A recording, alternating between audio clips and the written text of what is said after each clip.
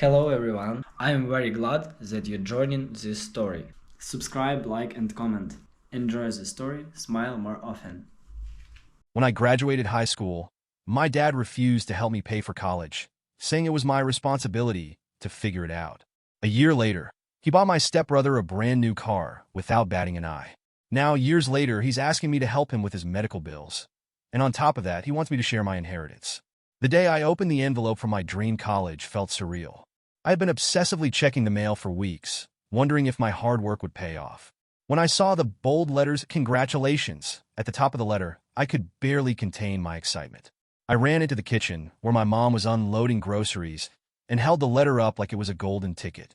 "I got in," I exclaimed, my grin stretching from ear to ear. My mom dropped the carton of milk she was holding and pulled me into a tight hug. "Oh, honey, I'm so proud of you," she said, her voice choked with emotion. "All that studying, all those late nights, it was all worth it." I felt a swell of pride as she held me, tears of joy pooling in my eyes. I had worked so hard for this moment, and now my dream of going to top-tier college was within reach. But my excitement quickly soured when I showed the letter to my dad. He was sitting in his usual spot at the kitchen table, scrolling through his phone with a cup of coffee by his side. I handed him the letter, expecting at least a smile or a congratulations. But his reaction couldn't have been more different. "That's great," he said without looking up from his phone. "So, how are you planning to pay for it?" The question caught me completely off guard. "Pay for it?" I repeated, my smile fading. "I thought you and Mom might help out. Isn't that what parents usually do?" He finally set his phone down and looked at me, his expression serious. "College is your responsibility," he said firmly. "I worked my way through school, and you can too. It'll build character." I stood there, stunned, as my mom shot him a disapproving look. "Come on, she just got accepted to her dream school," she said, her voice tinged with frustration. "Can't we at least be happy for her for 1 minute before talking about money?" But my dad wasn't budging. "I'm happy for her," he said, though his tone didn't match his words. "But we're not in a position to just hand out money for tuition. If she wants this, she'll figure it out. That's part of growing up." I felt a lump form in my throat as I looked between my parents. My mom's supportive smile couldn't mask the disappointment etched into her face, and my dad's indifference stung more than I wanted to admit. "I'll figure it out," I said finally, my voice quieter than I intended. "Thanks for the advice." I walked out of the kitchen, clutching the acceptance letter to my chest. What was supposed to be one of the happiest moments of my life had been reduced to a harsh reality check. I knew my dad could afford to help. He had never hesitated to spend money on himself or on my stepbrother, Eric. But when it came to me, it was always about teaching lessons or building character. That night, I sat in my room and started researching scholarships, grants, and loan options. If my dad wasn't going to help, I'd have to find a way to make it work on my own. I was determined not to let his refusal hold me back, but deep down, I couldn't shake the feeling of betrayal. This was supposed to be a celebration, a moment of triumph after years of hard work. Instead, it felt like a battle I wasn't sure I could win. After my first grueling year of college, coming home for the summer felt like a breath of fresh air. I was exhausted but proud. I'd managed to keep my grades up while working part-time, juggling a schedule that left me running on fumes most days. I thought that maybe, just maybe, my dad would finally recognize how hard I was working and be impressed. As I pulled into the driveway, though, I noticed something that made me slam on the brakes. A shiny, brand-new car parked right in front of the garage. Its polished surface gleamed in the sunlight, and I couldn't help but stare. I grabbed my bags from the trunk of my beat-up old sedan, a hand-me-down from my mom's side of the family, and walked up the driveway. "Whose car is that?" I asked as I stepped inside, my voice tinged with disbelief. My dad was sitting at the kitchen table with a cup of coffee in hand, looking unusually cheerful. He grinned at me and said, "It's for Eric. He just got his license, and I wanted to do something special for him." It hit me like a slap in the face. I blinked, trying to process what I'd just heard. My stepbrother, Eric, was 2 years younger than me and had always been the golden child in my dad's eyes. We'd gotten along fine over the years, but this felt like a whole new level of favoritism. "I thought you didn't believe in handouts," I said, trying to keep the bitterness out of my voice, but failing miserably. "This is different," my dad replied, brushing off my comment like it was nothing. "He's just a kid. And besides, he needed something reliable to get to school and his part-time job." I stared at him, struggling to keep my composure. "I need something reliable too," I said quietly. "Like help paying for college." My dad waved his hand dismissively. That's not the same thing. A car is a necessity. College is a choice. You've been handling it fine on your own, haven't you? I couldn't believe what I was hearing. I had spent the past year scraping by, working myself to the bone, and drowning in stress, all because my dad refused to help me. And now, here he was spending who knows how much on a brand new car for Eric without a second thought. I wanted to say more, to call him out on the blatant hypocrisy, but I knew it would be pointless. My dad had made it abundantly clear where his priorities lay, and they weren't with me. I walked out of the kitchen and into my room, slamming the door behind me. My heart was racing, and my mind was spinning with frustration. It wasn't just about the car, it was about what the car represented. It was proof that no matter how hard I worked or how much I accomplished, I would never be good enough in my dad's eyes. Later that evening, Eric came home and was practically bouncing with excitement over his new car. "Did you see it?" he asked me, grinning from ear to ear. "Dad said it's the best gift he's ever given me." I forced a smile and nodded, not wanting to ruin his moment. None of this was Eric's fault. He hadn't asked for the car, and he certainly didn't deserve my anger. But it was hard to ignore the sting of unfairness.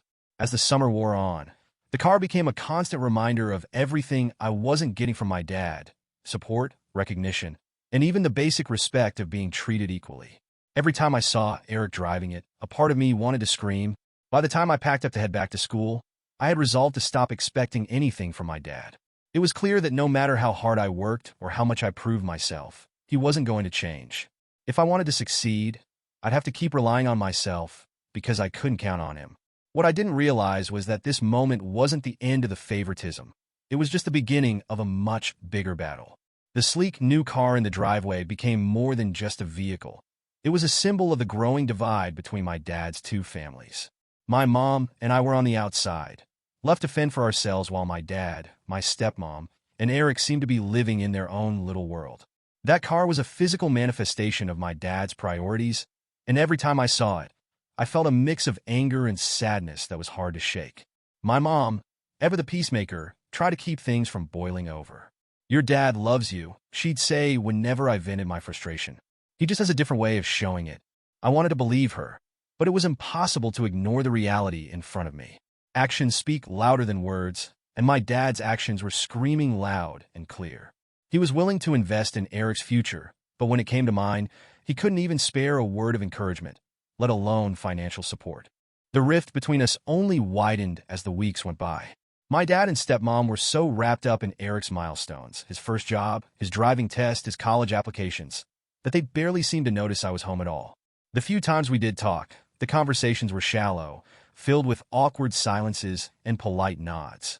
It all came to a head one evening when I couldn't hold back any longer. I had just finished dinner with my dad and his family when Eric started gushing about how great it felt to have his own car. "It's so freeing," he said, grinning. "Thanks again, Dad. You're the best." I set my fork down and took a deep breath. "You know," I said, trying to keep my voice steady, "it's funny how you can afford a brand new car for Eric, but you couldn't help me with college." The room fell silent. My dad's face hardened, and my stepmom shot me a look that was somewhere between annoyance and disbelief. "What's that supposed to mean?" my dad asked, his tone defensive.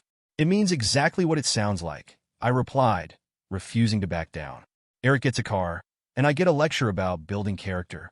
How is that fair?" My dad sighed, like he was tired of having to explain himself. "You're comparing apples to oranges," he said. "Eric's situation is different." "How?" I pressed. "What makes his needs more important than mine? I'm your child too, or did you forget that?" "You're an adult," my dad said firmly. "You're managing just fine on your own. Eric's still a kid. He needed a reliable way to get to school and work." I felt a surge of frustration. I need reliable things too, like financial support for my education. But apparently, that doesn't matter as much. My dad shook his head and leaned back in his chair. "I'm not having this argument with you. It's not as simple as you're trying to make it seem." His words felt like a dismissal, a clear signal that he wasn't willing to engage with me or see things from my perspective. My stepmom stayed quiet, and Eric shifted uncomfortably in his seat, clearly wishing he could disappear. I pushed my chair back and stood up. "You know what?" I said, my voice shaking. "Forget it. I don't even know why I bothered." I left the table and went to my room, slamming the door behind me. I felt tears prick at the corners of my eyes, but I refused to let them fall. The conversation had confirmed what I already knew. I was on my own, not just financially, but emotionally too. That night, I lay awake, staring at the ceiling and replaying the argument in my head. I thought about all the times I had tried to prove myself to my dad, to show him that I was worth his time and support. But no matter what I did, it never seemed to be enough. Meanwhile, Eric could do no wrong. He didn't have to ask for help. It was just handed to him. And while I didn't blame him for the way my dad treated us differently, I couldn't ignore the resentment bubbling under the surface. The divide between us felt insurmountable, and for the first time, I wondered if it was even worth trying to bridge the gap. My dad had made his priorities clear, and I wasn't one of them. What I didn't realize was that this divide was only the beginning. The cracks in our family would only deepen over the years, leading to conflicts I couldn't have imagined. By my senior year of college, the relationship between my dad and me was hanging by a thread. Every visit home felt like walking into enemy territory.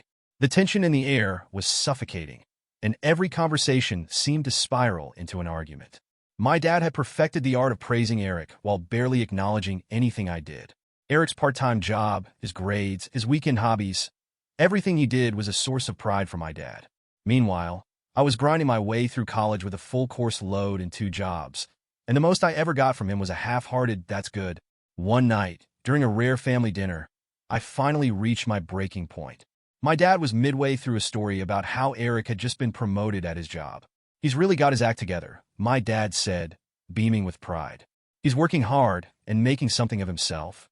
"That's great, Dad," I said, my voice dripping with sarcasm. "I guess it's nice to have your support for once. Too bad I never got that kind of treatment." The room went silent. My dad turned to me, narrowing his eyes. "What's that supposed to mean?" "It means you've bent over backward for Eric," I said, the words tumbling out before I could stop them. "You've given him everything, cars, money, praise, and what have I gotten? Nothing. I've worked my ass off to put myself through college while you refuse to lift a finger. And now you're acting like I don't even exist." Eric stared at his plate, clearly wishing he could disappear. My stepmom looked at my dad, trying to gauge how he'd respond. And then he did, in the coldest tone I'd ever heard from him. "You've always been ungrateful," he said, his eyes narrowing. "I taught you to be independent, and this is how you repay me? By throwing it in my face." "Ungrateful," I said, my voice trembling with anger. "Ungrateful would be sitting back and expecting someone else to handle my responsibilities like Eric. I've done everything on my own, and you still can't show me an ounce of support. Meanwhile, you're bending over backward to make his life easier. And for what? So he can coast through life without any of the struggles I had to face?" "That's enough," my stepmom said, her voice sharp, trying to diffuse the tension. But it was too late. The words were out there, and there was no taking them back. "I taught you to stand on your own 2 feet, my dad said, his tone icy. "If that's not good enough for you, that's your problem." "Yeah, you taught me all right," I said, standing up from the table. "You taught me that I can't count on you for anything." I walked away, leaving my untouched dinner behind. I felt a lump in my throat, but I refused to cry, not in front of them. That night, as I lay in bed, my dad's words replayed in my mind over and over, each one cutting deeper than the last. I thought about all the times I'd tried to prove myself to him, hoping he'd finally see me the way he saw Eric. But I realized then that it was never going to happen. He had made his priorities clear, and I wasn't one of them. That realization hurt more than I could put into words, but it also set me free. I decided then and there to stop seeking his approval. I couldn't change him, but I could change how much I let his actions affect me. From that moment on, I shifted my focus entirely to building the life I wanted, with or without his support. The approval I'd spent years chasing no longer mattered. I was done fighting for scraps of attention from someone who didn't see my worth. It wasn't the ending I wanted, but it was the one I needed. And while I didn't know it at the time, this breaking point would mark the beginning of a new chapter, one where I finally put myself first. After I graduated college, I packed my bags and moved to a new city, determined to start fresh. I threw myself into my career, working long hours and climbing the ranks in my field. It wasn't easy, but for the first time in years, I felt like I was building a life on my own terms. Every paycheck, every promotion, and every milestone was a reminder that I didn't need anyone's help, not my dad's, and certainly not his approval, to succeed. My relationship with my dad became almost non-existent during those years. We'd exchange the occasional holiday text or birthday call, but even those interactions felt strained and obligatory. It was easier that way, less painful than trying to bridge a gap that seemed impossible to close. Eric, on the other hand, remained firmly in my dad's orbit. From what little I heard through family gossip, he was still living at home, bouncing between part-time jobs and leaning on my dad for financial support. The irony wasn't lost on me. While I was out building a career and a life of my own, Eric seemed content to coast, with my dad footing the bill every step of the way. One day, while scrolling through social media during a rare moment of downtime, I saw a photo that stopped me in my tracks. There was Eric standing next to another brand new car, grinning ear to ear. The caption read, "Thanks, Dad, for the early birthday gift." I stared at the screen, a mix of disbelief and bitter amusement washing over me. Even after all these years, my dad hadn't changed. He was still throwing money at Eric without a second thought while expecting me to fend for myself. At first, I felt a flicker of the old anger bubbling up. It wasn't about the car itself. It was about what it represented. My dad's unwavering favoritism, his refusal to acknowledge my hard work, his complete disregard for the sacrifices I'd made to get where I was. But as the anger began to fade, it was replaced by something unexpected: validation. I'd made it on my own. I didn't need a shiny new car or a handout to prove my worth. Every success I'd achieved, every hurdle I'd overcome, was because of my own determination and grit. And the fact that my dad couldn't see that, it wasn't my failure, it was his. From that moment on, I stopped letting my dad's actions dictate my emotions. Seeing Eric with that car wasn't a reminder of what I lacked. It was a reminder of what I'd gained. I had independence, resilience, and a life I was proud of. That's not to say I didn't have moments of weakness. There were still times when I wished things had been different, when I longed for the kind of relationship with my dad that I saw in other families. But I had learned to accept that some things were beyond my control, and dwelling on them only held me back. Over the years, I continued to hear bits and pieces about my dad and Eric through mutual family members. My dad had retired early and was spending most of his time at home, while Eric was still struggling to find direction. The details didn't surprise me, but I kept my distance. The truth was I didn't need their approval or their drama in my life. I had built something better, something stronger, and I wasn't about to let old wounds drag me back into the past. But as much as I tried to leave it all behind, I couldn't escape the shadows of that broken relationship forever. When my dad's health began to decline, it set off a chain of events that would force me to confront everything I thought I'd put to rest. Years had passed since I'd last spoken to my dad in any meaningful way. Our relationship had been reduced to the occasional holiday text or birthday message, both of which felt more like obligations than genuine attempts to reconnect.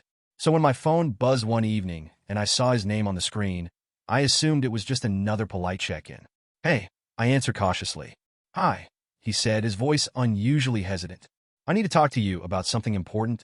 I frowned, caught off guard by the seriousness in his tone. "What is it?" I asked, trying to keep my guard up. There was a long pause on the other end of the line. Finally, he said, "I've been having some health issues. The bills are piling up, and I could really use some help." His words hung in the air like a bombshell, leaving me stunned. After years of dismissing my struggles and refusing to lift a finger to help me, my dad was now asking me for help. The irony was almost laughable. "I don't understand," I said slowly, trying to process what he'd just said. "What about Eric? Can he pitch in?"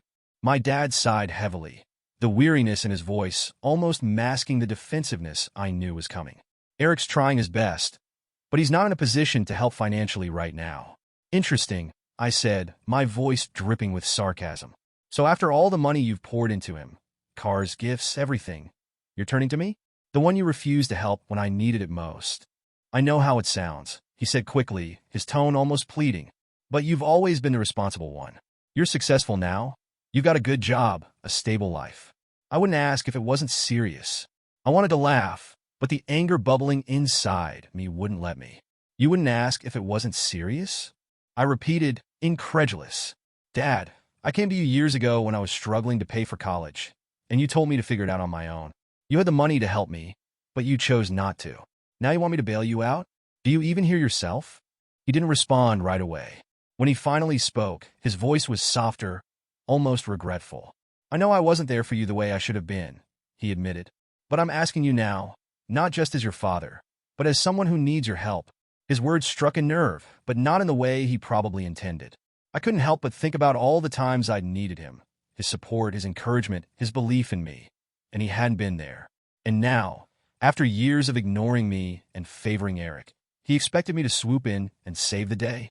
I need some time to think about this, I said finally, my voice colder than I intended. I'll get back to you. Okay, he said quietly. Thank you. I ended the call and sat there in silence, my mind racing. Part of me wanted to slam the door on him completely, to tell him he'd made his choices and now he had to live with the consequences. But another part of me, one that I wasn't entirely proud of, felt a flicker of guilt. He was still my dad after all, and despite everything, a small part of me wondered if helping him now could somehow mend the broken pieces of our relationship. But as I sat there, replaying the conversation in my head, I couldn't shake the feeling that this wasn't about reconciliation. It was about convenience. He needed me because Eric wasn't an option, and I was his only safety net. I had spent years building a life without his support, proving to myself that I didn't need him. The question now was whether I was willing to give him what he'd never been willing to give me. And deep down, I wasn't sure I liked the answer. Little did I know this phone call was only the beginning. The choices I'd make in the weeks that followed would force me to confront old wounds and question everything I thought I knew about family, forgiveness, and where to draw the line. When I finally agreed to visit my dad, I wasn't sure what to expect. It had been years since I'd seen him face to face, and the thought of confronting him about everything that had happened left me with a knot in my stomach. Still, I felt like I needed to see him, to put a face to the voice that had been haunting me since that phone call. When I arrived at his house, the first thing I noticed was how much older he looked. His face was thinner, his posture stooped, and there was a frailty to his movements that I wasn't used to seeing. For a brief moment, I felt a pang of sympathy. This was the man who had raised me, after all, and seeing him like this was a stark reminder of how much time had passed.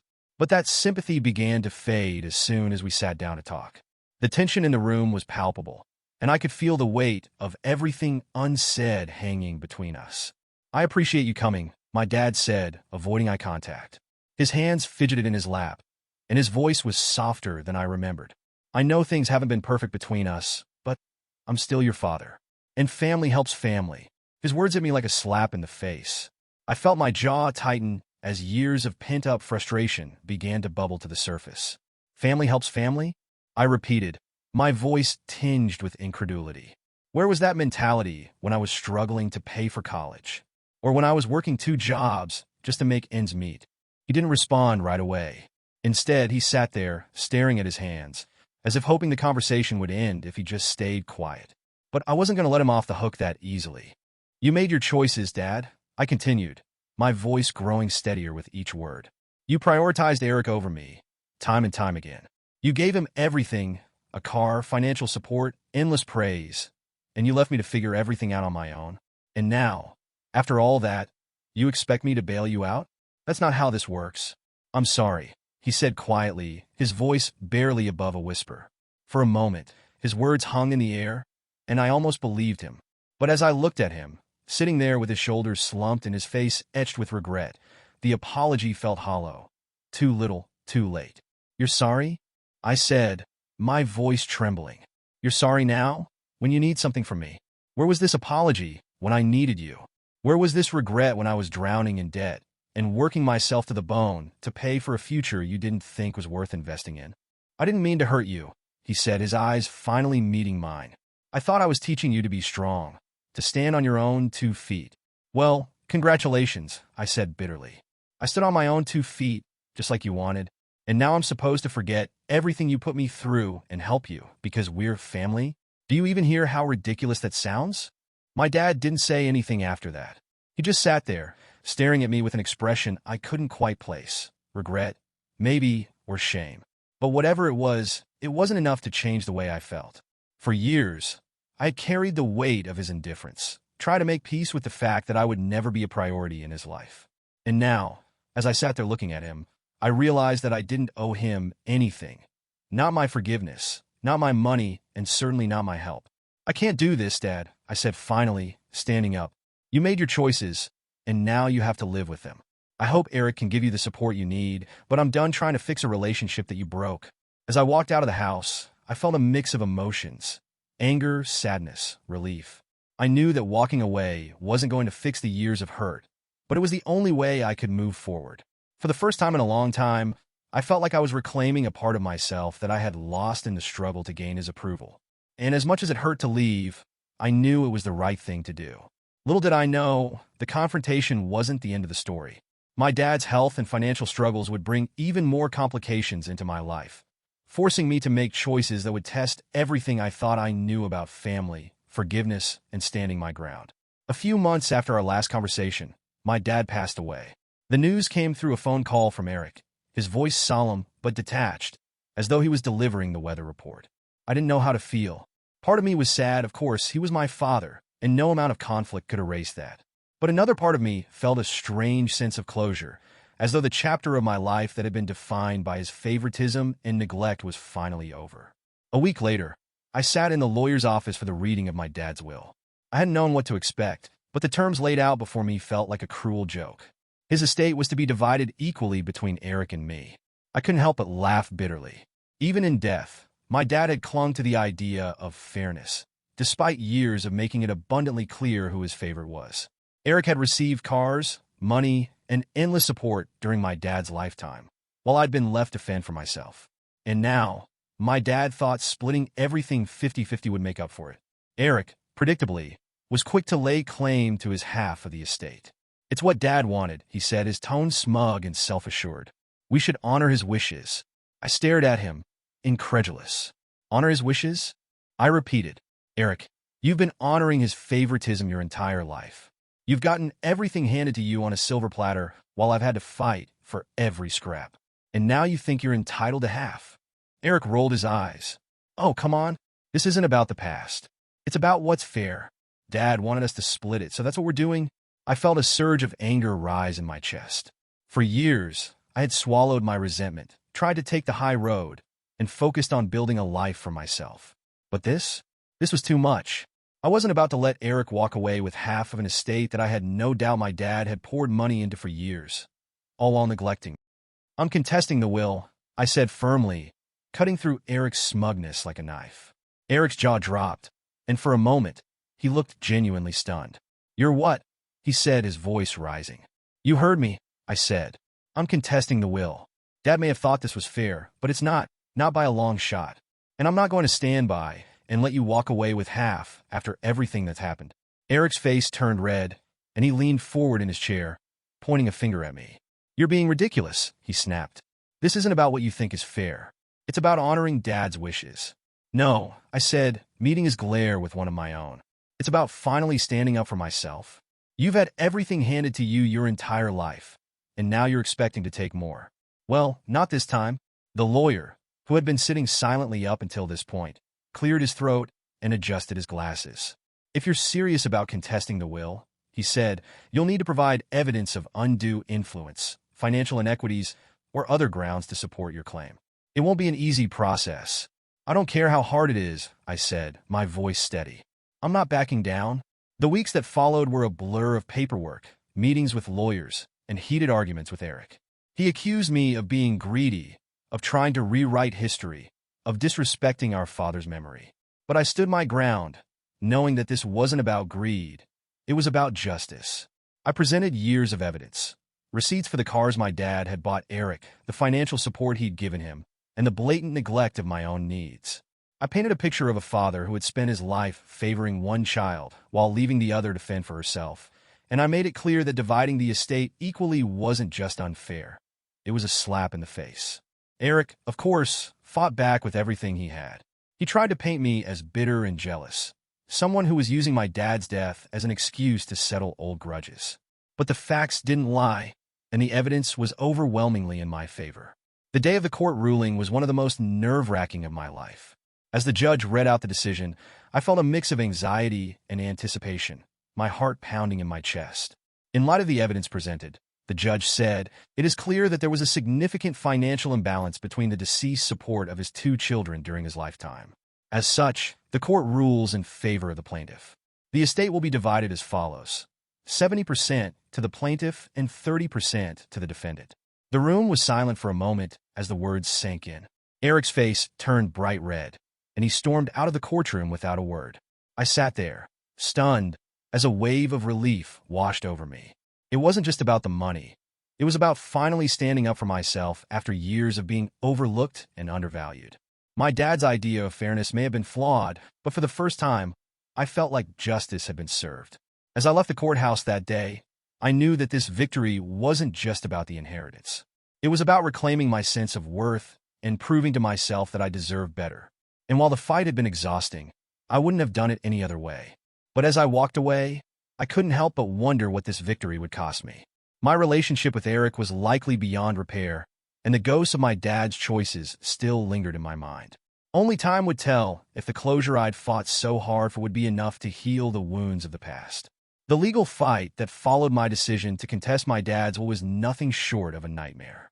Eric, furious that I dared to challenge what he saw as his rightful inheritance, came out swinging. He accused me of being greedy, ungrateful, and heartless, all while painting himself as the dutiful son who had simply honored our father's wishes. But I wasn't about to back down. For years, I had stayed quiet, swallowing my frustration while my dad funneled resources into Eric's life without a second thought for mine. This fight wasn't just about the money. It was about finally standing up for myself and making sure that years of neglect and favoritism didn't go unanswered. With the help of my lawyer, I built a solid case. I dug through old bank records, receipts, and even photos that told the story of a father who had spent thousands, if not tens of thousands, on one child while leaving the other to fend for herself. There were receipts for the cars my dad had bought Eric, records of tuition payments he had made for Eric's schooling, and evidence of ongoing financial support for everything from rent to credit card bills. In contrast, my financial history told a very different story. My college loans, my years of working multiple jobs to make ends meet, and my complete lack of financial assistance from my dad painted a clear picture of inequity. This isn't about rewriting the past, I told the judge during one of the hearings. It's about acknowledging the truth. My father's idea of fairness was flawed, and I'm simply asking for what's right. Eric, of course, fought back with everything he had. His lawyer argued that my dad's support of him during his lifetime shouldn't negate his intention to split the estate equally. Eric even took the stand himself, claiming that he had always been close to our dad and that the inheritance was a reflection of their bond. "I'm not the villain here," he said at one point, his voice dripping with indignation. "I just want what's mine." But the facts didn't lie. My lawyer methodically laid out the evidence, showing the judge exactly how skewed the financial support had been. Each new document we presented seemed to chip away at Eric's confidence, and by the end of the proceedings, even he looked like he knew he was fighting a losing battle. The day the judge delivered the verdict, the courtroom was tense. I sat on one side of the room, my hands clenched tightly in my lap, while Eric sat on the other, his expression a mix of defiance and anxiety. In reviewing the evidence, the judge began, "It is clear that there was a significant disparity in the financial support provided to each beneficiary during the deceased's lifetime. While the will stipulates an equal division of the estate, the court recognizes the need to account for these disparities in order to ensure a fair and just resolution." I held my breath as the judge continued. As such, the court rules in favor of the plaintiff. The estate will be divided in a 70-30 split, with 70% allocated to the plaintiff and 30% to the defendant. Relief washed over me as the words sank in. It wasn't just about the money. It was about finally being seen, about someone recognizing the imbalance that had defined my relationship with my dad and Eric for so many years. Eric, however, was less than thrilled. He stood up abruptly, his chair scraping loudly against the floor, and stormed out of the courtroom without a word. I watched him go, feeling a mix of emotions. On one hand, I was relieved that justice had been served. But on the other hand, I couldn't ignore the pang of sadness in my chest. This fight had driven an irreparable wedge between us, and I knew that any hope of salvaging our relationship was gone. As I left the courthouse, I thought about everything it had taken to get to this point. The endless nights of gathering evidence, the heated arguments, the emotional toll. It had all been exhausting. But for the first time in years, I felt a sense of closure. My dad's actions during his lifetime may have been unfair, but this decision felt like a small step toward righting those wrongs. And while I knew the road ahead wouldn't be easy, I was ready to move forward, free from the weight of his favoritism and the resentment it had caused. Still, as I walked away, I couldn't help but wonder what this victory had cost me. Winning the battle felt like reclaiming a piece of myself, but the damage it had done to my relationship with Eric and the memories it had dredged up was undeniable. The fight for justice was over, but the process of healing was only just beginning. Winning the inheritance battle felt like reclaiming a piece of myself that I'd lost somewhere along the way. For years, I had been overlooked and undervalued, not just by my dad, but by the family dynamics that had consistently put me in second place. Contesting the will wasn't about the money. It was about standing up for myself in a way I never had before. And for the first time, I felt like I had been heard, like the imbalance and unfairness of the past had finally been acknowledged. After the court's decision, I allowed myself to take a deep breath. The fight had been long and grueling, but it was over. The estate was settled. And while the ruling wasn't a complete reversal of the past, it was enough to bring me a sense of justice. I didn't feel triumphant, exactly. There was no joy in proving what I'd known all along. But there was peace, a quiet sense of closure I hadn't expected to find. The days that followed were strange. Without the constant tension of the legal battle hanging over me, I had time to reflect on everything that had brought me to this point. I thought about my dad, about Eric, about the countless ways my family had shaped me, for better and for worse. And while I couldn't ignore the pain they had caused, I realized that holding on to that resentment would only keep me trapped in the past. Moving forward wasn't easy. There were moments when the anger bubbled back to the surface, when I replayed old conversations in my head and wished I had said something different. There were nights when I lay awake, thinking about my dad and wondering if things could have been different if he'd made other choices, or if I had. But each day, I took small steps toward letting go. I focused on the things that brought me joy, my career, my friends, my hobbies, and slowly, the weight of the past began to lift. I found comfort in the relationships I had built outside of my family, in the people who had supported me unconditionally and shown me what true love and loyalty looked like. Over time, I realized something important. Family isn't always about blood. It's about the people who show up for you when it matters most, the ones who lift you up instead of tearing you down. And while I couldn't change the family I was born into, I could choose the family I built for myself. Eric and I haven't spoken since the court ruling. Part of me still holds out hope that, one day, we might find a way to rebuild our relationship. But for now, I've accepted that some wounds take time to heal, and some may never fully close. As for my dad, I've made peace with the fact that I'll never get the closure I once craved. He made his choices, and so did I. And while I wish things had been different, I've stopped blaming myself for the way things turned out. Today, my life looks completely different from the one I had imagined years ago. I've built a career I'm proud of, surrounded myself with people who love and support me, and found a sense of peace that I never thought possible. Sometimes I catch myself thinking about the past, the arguments, the disappointments, the moments that shaped me. But instead of feeling bitterness, I feel gratitude. Those experiences taught me how to stand up for myself, how to value my own worth, and how to let go of what no longer serves me. For the first time in my life, I feel truly free. Free from the need for approval, free from the weight of resentment, and free to create a future that belongs entirely to me. Winning the inheritance battle wasn't just about the money. It was about reclaiming my power, my voice, and my sense of self. And while the journey wasn't easy, it was worth every step. Because sometimes, moving on means letting go, not just of the past, but of the people who can't see your worth. And when you finally do, you realize that the freedom to choose your own path is the greatest inheritance of all.